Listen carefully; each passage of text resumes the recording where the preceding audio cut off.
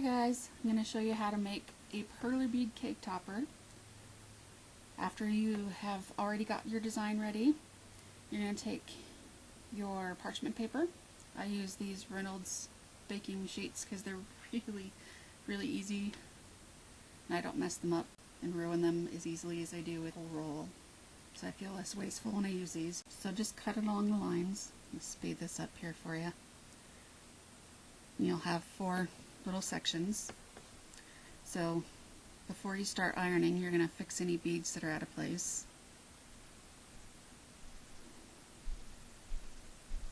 You put your paper over your pattern.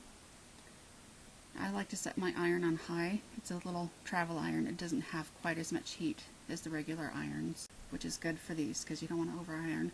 And just slowly move back and forth over the beads, speeding this up again. Just iron over each part of the pattern, every bead. Make sure you get a good fuse together. It looks like we need to do a little bit more there.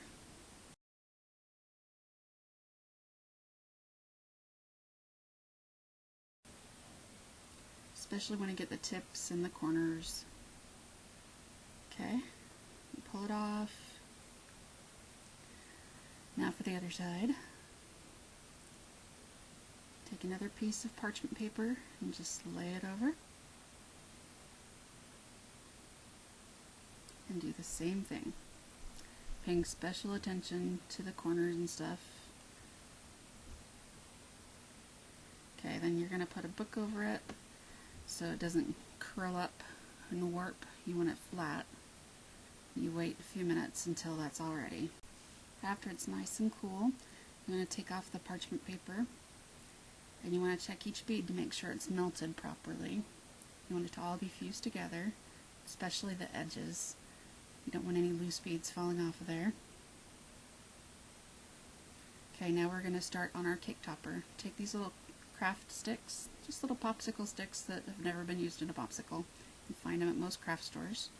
And I like to use mounting putty.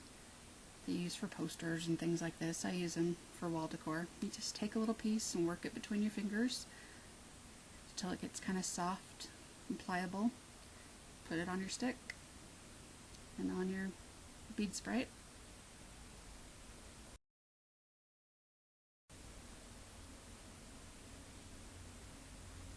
Stick them together there and you're ready. So now just get your cake.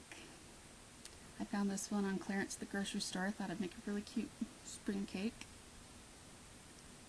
And take your bead sprite and make sure your popsicle stick's on there well.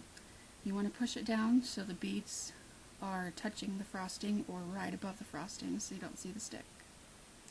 And then you're done. Easy as that. And here's a better view for you to see what it looks like when it's done. And since this is a spring cake, my daughter insisted that we add a baby Groot. Thank you all for watching.